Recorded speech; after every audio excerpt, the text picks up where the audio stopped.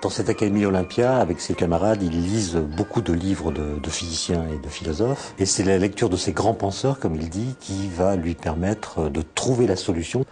Notamment les livres de Ernst Mach, le grand physicien, mathématicien et philosophe de la fin du XIXe siècle, qui remet en cause le caractère absolu de l'espace qu'utilise Newton dans sa mécanique. Et c'est cette lecture-là, avec d'autres, qui va permettre à Einstein de remettre en cause ce que les physiciens de l'époque considéraient comme absolu.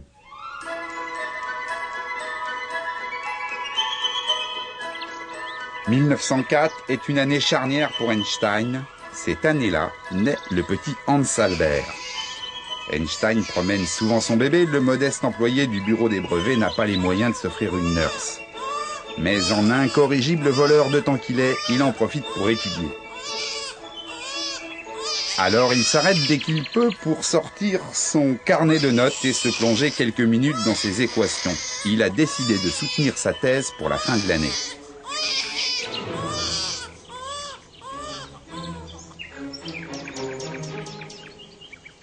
Une autre bonne nouvelle, Michele Besso, son ami mathématicien, est engagé au bureau de la propriété intellectuelle. Une aubaine pour Albert. Besso, pour Einstein, c'est quelqu'un de très important.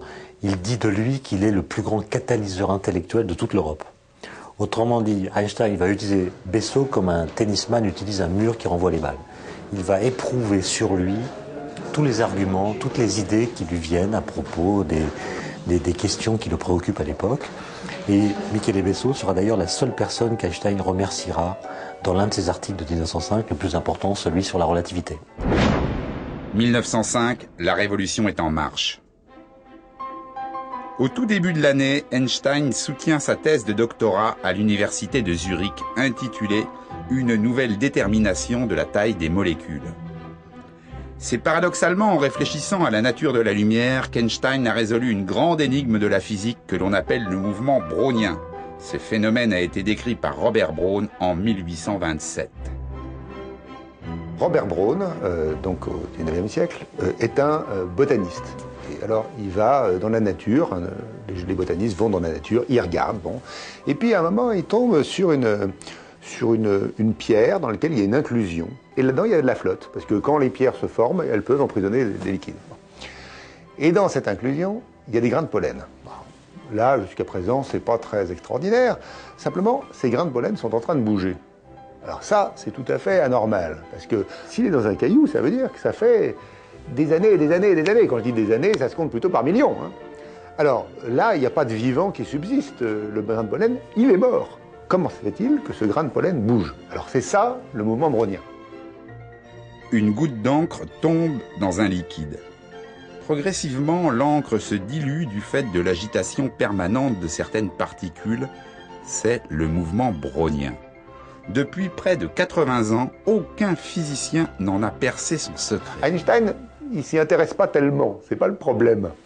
Le problème, c'est que quand il a commencé en 1901 à travailler sur la capillarité, une de ses idées, c'était l'existence des molécules. C'est-à-dire, dans un verre d'eau, les molécules, ça serait comme des boules de billard, on les imagine qui se cogneraient dans tous les sens. C'est déjà ce que Boltzmann avait imaginé pour les gaz.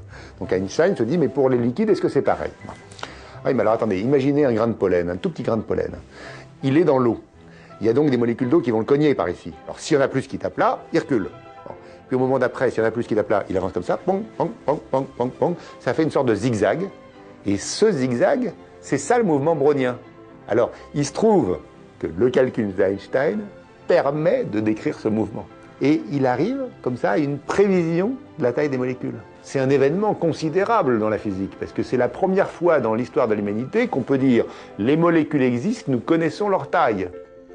Au printemps 1905, Einstein propose sa thèse sur la détermination de la taille des molécules, accompagnée d'un autre article en vue d'une publication à la revue Annalen der Physik. Cette fois, il s'attaque à la nature de la lumière. Dans ce début du XXe siècle, tous les physiciens sont persuadés que la nature de la lumière est ondulatoire. Et l'argument qui était avancé, c'était le fait que la lumière est capable de faire ce qu'on appelle des interférences. un peu comme les vagues à la surface de l'eau sont capables de s'ajouter, de se combiner pour faire des grosses vagues ou bien des vagues négatives. Et la lumière semble avoir cette propriété. L'article d'Einstein sur la lumière s'intitule « Un point de vue heuristique concernant la production et la transformation de la lumière ».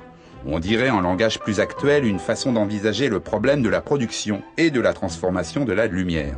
Einstein tire un trait finalement sur le caractère ondulatoire de la lumière pour proposer une démarche alternative, et c'est en cela qu'il appelle heuristique, dans laquelle la lumière est maintenant constituée de grains élémentaires, de particules qu'ils appelaient à l'époque les quanta et qu'on appelle maintenant, nous, simplement les photons.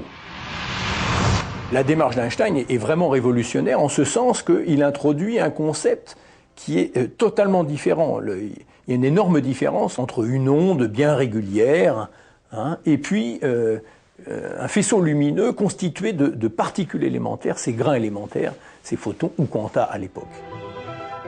D'après Einstein, la théorie qu'il propose aux annales est susceptible d'être vérifiée par l'effet photoélectrique. Einstein explique l'effet photoélectrique précisément de cette façon, en supposant que ces grains de lumière, ceux qui correspondent à la lumière bleue, ont suffisamment d'énergie pour exciter les atomes du métal. D'où la production de courant électrique et l'arrachage des électrons. Les grains de lumière qui ont une énergie trop faible, qui correspondent à la couleur rouge, eh bien ces grains de lumière n'ont pas assez d'énergie et ne peuvent pas exciter les atomes du métal et arracher les électrons du métal. C'est ça l'effet photoélectrique qu'Einstein explique magnifiquement dans son papier de 1905. Einstein met les pieds dans le plat en disant « il faut, pour comprendre l'effet photoélectrique, renoncer à l'image que nous avons tous de la lumière. J'ai conscience de faire là quelque chose de scandaleux, mais je ne vois pas d'autre échappatoire. » Non content de bouleverser les acquis théoriques de la lumière, Einstein enfonce le clou. En 1900, Max Planck a selon lui formulé ses équations sans admettre la réalité physique qu'elles recouvraient. Tout indiquait à Planck la véritable nature de cette lumière. Il lui restait un pas à franchir qu'il n'a pas fait. Or, Max Planck, en plus d'être un savant mondialement reconnu, est le directeur de publication des Annales de la physique. Devant le caractère scandaleux de l'article, il est en droit de demander des modifications, voire de s'opposer à sa publication. Planck réagit très bien. Il comprend toute l'importance, en fait, de la contribution d'Einstein, bien que cette contribution lui révèle un petit peu qu'il aurait pu aller lui-même au-delà de sa théorie, mais il y a eu une charnière, c'est l'esprit révolutionnaire d'Einstein, disons sans limite, sans borne, qui lui a permis de franchir le pas que Planck n'avait pas osé faire, entre guillemets. Planck accepte le papier d'Einstein, bien qu'Einstein ne soit pas connu, bien qu'il n'ait pas de poste universitaire, il n'est pas membre de l'académie, et il est complètement inconnu, outsider, comme on dirait aujourd'hui. Et Planck reconnaît que les arguments d'Einstein méritent d'être discutés et donc accepte que le papier d'Einstein soit publié. En laissant paraître l'article d'Einstein, Planck fait preuve d'une audace incroyable. Il apporte sa caution scientifique, indispensable à une théorie qui n'est encore qu'une hypothèse. De ce coup de pouce va naître entre les deux hommes une complicité qui ne se démentira plus jamais. Ces deux premières découvertes fondamentales posent d'emblée la question « Comment pense Einstein ?» Claude Cohen-Tanuji, prix Nobel de physique 1997, nous l'explique. Le mot génie à son sujet n'est pas exagéré. C'est quelqu'un qui avait une capacité intellectuelle, une capacité d'abstraction et de compréhension qui était tout à fait exceptionnelle. Quand il a chapeauté une théorie ou un schéma explicatif, il imaginait de ce qu'on appelle des expériences de pensée. Ce sont des expériences qui sont à une époque donnée, au-delà de nos possibilités techniques, qui sont trop difficiles à faire. Par exemple, à l'époque, il était impossible d'observer un seul atome ou un seul électron. Mais on peut toujours imaginer qu'on va faire cette expérience, et en analysant cette expérience au moyen des grands principes dont on dispose à l'époque, on peut essayer de faire des prédictions et de voir si on n'aboutit pas à des contradictions. Et ce schéma des expériences de pensée est extrêmement utile parce qu'il permet de tester la solidité d'une explication théorique. Il essaye de voir si cette explication théorique qu'on essaye de proposer n'aboutit pas à des contradictions. Et si elle aboutit à des contradictions, bien sûr, il faut l'éliminer.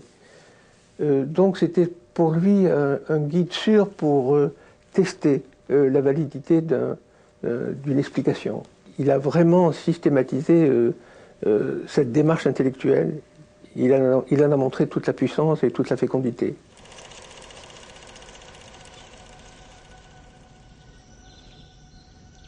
Mai 1905, Einstein écrit à son ami Konrad Habicht. La lettre commence comme cela. « Que faites-vous donc, espèce de baleine congelée? Morceau d'âme fumée, séchée et mise en conserve ou je ne sais quoi d'autre encore? Pourquoi ne m'avez-vous pas fait parvenir votre thèse? Je vous promets en échange 4 de mes travaux. Le premier traite de la nature de la lumière, il est très révolutionnaire. Le second de l'explication du mouvement brownien, le troisième parle de la taille et de l'existence des atomes. Enfin, le quatrième est disponible sous forme de brouillon. Il traite d'une électrodynamique des corps en mouvement, établie à l'aide d'une modification de la théorie de l'espace et du temps. » Einstein est quelqu'un qui a de l'humour, notamment quand il s'adresse à ses collègues de l'Académie Olympia. Donc il écrit une lettre à Habicht pleine d'humour, où il utilise des termes assez étranges pour qualifier son camarade. Et il lui annonce qu'il est en train d'écrire des articles révolutionnaires. Il le dit lui-même, il a conscience que des choses importantes vont se passer. Il va formuler une nouvelle théorie de l'espace et du temps. Cette nouvelle théorie paraît en juin 1905. C'est l'article le plus important des 4. On a coutume de l'appeler la théorie de la relativité restreinte.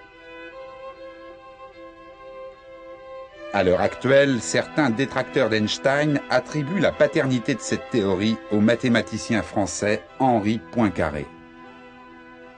Poincaré a publié en 1902 un livre très important qui s'appelle « La science et l'hypothèse », dans lequel il explique que la notion de simultanéité est évidente quand elle se produit en un même point de l'espace. Il s'agit alors d'une concomitance. En revanche, dès qu'on s'intéresse à des événements qui ont lieu en des points différents de l'espace, donc à une certaine distance l'un de l'autre, la notion de simultanéité ne va pas de soi. Et ça, c'est un texte qui a été très largement étudié par Einstein et ses amis de l'Académie Olympia. Et c'est sans doute un des textes les plus importants qui vont mettre Einstein sur la piste qui va déboucher en 1905 par l'article de juin. Ces articles de Poincaré contiennent mathématiquement la découverte de structures qui jouent aujourd'hui encore un rôle très important dans la théorie de la relativité. Mais il faut insister que le point de vue que prend Poincaré est un point de vue de mathématicien et pas un point de vue de physicien. Et Poincaré n'a jamais remis en cause ce qui pour Einstein est l'élément central de ce qu'on appelle aujourd'hui la théorie de la relativité, qui est le concept de temps. En 1905, Poincaré avait toutes les équations de la relativité à sa disposition. Mais la différence avec Einstein, c'est qu'Einstein, lui, a proclamé la mort de l'éther, ce milieu censé vibrer au passage de la lumière, et a compris que les ondes électromagnétiques qui constituent la lumière, en réalité, se propagent dans le vide.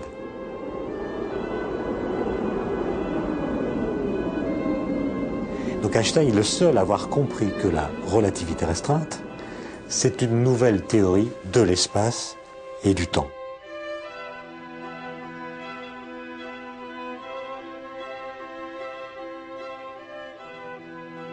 L'éther exit de la physique avec Einstein. Et une deuxième conséquence, c'est que ça change tout à fait l'interprétation de l'expérience de Michelson-Morley. Au lieu d'être un échec, ce qu'elle était du point de vue de Michelson-Morley, puisqu'ils n'arrivaient pas à voir ce qu'ils auraient dû voir, pensait-il, Einstein démontre que cette expérience est une vérification d'un des postulats essentiels de la nouvelle physique qu'il crée, le principe de relativité et le postulat de constance de la vitesse de la lumière. Einstein prouve que la vitesse de la lumière est constante. Elle va invariablement à 300 000 km/s dans toutes les directions, quelle que soit sa vitesse d'observation. Du fait de cette constance, la lumière ne se plie pas à la loi de composition des vitesses, une des raisons pour lesquelles Michelson et Morley n'ont rien détecté dans leur expérience de 1887. La lumière parcourait les bras de l'interféromètre à la même vitesse dans les deux directions. Dans sa théorie de la relativité restreinte, Einstein dynamite aussi le concept de temps. Avant Einstein, le temps était conçu depuis Newton comme quelque chose d'absolu, d'universel, qui était comme un grand rythme, qui battait comme un cœur, le cœur de l'univers, qui bat également pour tous les êtres, alors qu'Einstein nous dit essentiellement la chose suivante, il y a autant de temps que d'observateurs. Prenons un exemple, si vous avez deux horloges de même fabrication, une horloge qui reste sur Terre et l'autre qui part avec une grande vitesse et puis qui revient vers son horloge jumelle ensuite, Einstein nous dit que l'horloge qui revient ne marquera pas le même temps que l'horloge qui est restée sur Terre. Et pourtant, si on remplace l'horloge qui se déplace par un être humain ou n'importe quel être vivant, il n'aura jamais le sentiment que le temps se ralentit. Et c'est ce point-là qui est le point central de la théorie de la relativité, et seul Einstein l'a pensé en juin 1905. Le physicien Paul Langevin a imaginé dans les années 20 une métaphore pour illustrer cette relativité du temps. C'est le fameux paradoxe des jumeaux de Langevin. Ignition sequence starts. 6, 5, 4, 3, Deux frères jumeaux, l'un part voyager dans l'espace, mais à une vitesse immense, presque celle de la lumière. L'autre reste sur Terre. Le temps passe, c'est un long voyage. Un très long voyage. Un beau jour, son frère revient et, ô surprise, il est plus jeune que lui. À cause du voyage passé à une immense vitesse, le temps propre de celui qui est parti s'est écoulé plus lentement que celui qui est sur Terre. Cette perspective relativiste qui se produit à une grande vitesse est déconcertante, elle fait partie désormais de notre quotidien. Quand Einstein a fait cette prédiction, il n'existait pas de technologie suffisamment précise pour vérifier cet effet qui est très petit. La technologie moderne rend cet effet très visible et par exemple, tous les jours dans le système de positionnement par satellite appelé Global Positioning System, on est obligé de corriger la fréquence des horloges qui sont à 20 000 km au-dessus de nos têtes par rapport à la fréquence d'une horloge sœur sur Terre. Et sans cette correction, ce système ne permettrait pas de se localiser sur Terre. Au bout d'une minute et demie, en fait, on aurait une dérive qui est plus grande que la tolérance du système. En 1905, Einstein a rédigé ses 4 articles en l'espace de 6 mois. Au mois d'août, il écrit de nouveau à son camarade Konrad Habicht. Cette fois, il ne le traite pas de tous les noms, mais simplement lui fait part d'une nouvelle intuition. Il écrit à nouveau à Habicht au cours de l'été 1905 en disant qu'il a mis le doigt sur quelque chose de très important qui est l'équivalence entre l'inertie, la masse, et puis l'énergie. Ce qui va devenir la grande formule E égale mc2. Et ce résultat, E égale mc2, est une conséquence directe, qu'il n'avait pas aperçue immédiatement, de son article de juin 1905. Donc c'est une conséquence de la théorie de la relativité. Et c'est l'idée que, finalement, quand un corps massif émet ou absorbe de l'énergie, sa masse est modifiée. Pendant des siècles, et en particulier avec Lavoisier, on identifiait la masse avec ce qui était permanent dans la matière. Lavoisier disait « rien ne se perd, rien ne se crée », et Einstein ne nous dit pas du tout, c'est parce que les mesures de Lavoisier n'étaient pas assez précises, eh bien s'il y a un dégagement d'énergie chimique, de l'énergie thermique ou autre, il va y avoir un changement de masse, parce que finalement, la masse recèle une énergie cachée énorme. Que nous dit cette équation E égale mc2 qui paraît aux Annales au mois de septembre 1905 ? Que de l'énergie qui s'exprime en joules est égale à la masse en grammes multipliée par le carré de la vitesse de la lumière, jusque-là tout va bien. Dans cette formule, la vitesse de la lumière s'exprime en mètres secondes, c'est 300 millions de mètres secondes multiplié par 300 millions de mètres secondes. Un nombre gigantesque, 9 suivi de 18 zéros. On comprend facilement que dans cette formule, très peu de masse va produire énormément d'énergie. Mais où trouver cette masse si infime soit-elle? À l'époque d'Einstein, on ne la connaît pas encore. À l'heure actuelle, on la fabrique dans des réacteurs nucléaires qui cassent en permanence les noyaux atomiques de la matière. Au cours du XXe siècle, les physiciens ont exploré toutes les facettes différente de cette formule E égale mc2. Il y a des physiciens qui transforment de la masse en énergie. Par exemple, les physiciens qui s'occupent des centrales nucléaires, ils prennent de l'uranium-235, ils s'arrangent pour que cet uranium fissionne, donc se coupe en deux noyaux plus légers. Et dans ce processus, il y a une perte de masse. Les produits finaux sont plus légers que le produit initial. Et cette perte de masse, c'est d'énergie, qu'on appelle l'énergie nucléaire. Le phénomène inverse aussi est possible et encore plus remarquable, c'est-à-dire que vous pouvez partir d'avoir uniquement un système où vous avez du rayonnement, de la lumière, donc par exemple deux grains de lumière qui vont à la rencontre l'un de l'autre, et vous pouvez, lors de la collision de ces deux grains de lumière, créer de la masse, créer de la matière, créer des électrons, des positrons, ou même des protons, des antiprotons. Et ça, c'est ce que l'on fait tous les jours dans des accélérateurs de particules au CERN, par exemple.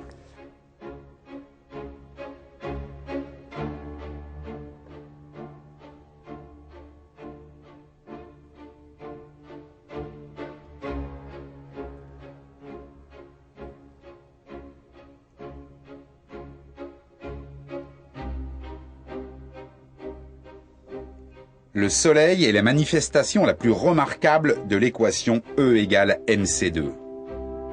Le fait que le Soleil envoie à l'extérieur sans arrêt de l'énergie, sous forme d'énergie lumineuse et de chaleur, qu'il fait ça depuis 5 milliards d'années et que probablement il va encore émettre de l'énergie au même taux à peu près pendant encore 5 milliards d'années, repose en fait sur cette relation E égale mc2. Toute cette énergie lumineuse, elle vient en fait d'une perte de masse au centre du Soleil. Donc la brillance du Soleil est une preuve journalière de la validité de la relation d'Einstein E égale mc2. On pourrait penser qu'après toutes ces découvertes surprenantes, la gloire est au rendez-vous. Il n'en est rien. Les physiciens sont déroutés par les trouvailles de cet inconnu malgré le soutien sans faille de Planck aux nouvelles théories d'Einstein. La communauté scientifique va mettre 4 années pour en comprendre le sens. 4 années de plus pour le jeune Albert au bureau de la propriété intellectuelle de Berne. Son directeur Friedrich Haller se soucie comme d'une guigne des photons de la lumière, de la relativité restreinte et autres mouvements browniens. Il ne reconnaît en Einstein que ses seules qualités professionnelles. Le voici nommé expert de 2e classe au bureau des brevets avec augmentation de salaire.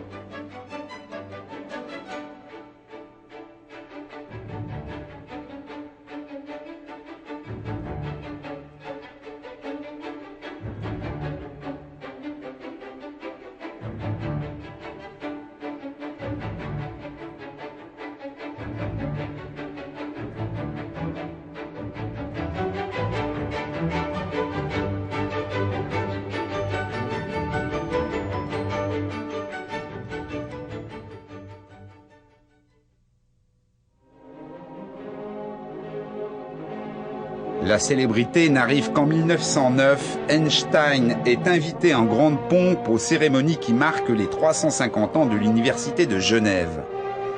L'occasion de côtoyer enfin le gratin de la physique. La même année, il obtient enfin ce poste de professeur auquel il tenait tant à l'Université de Zurich.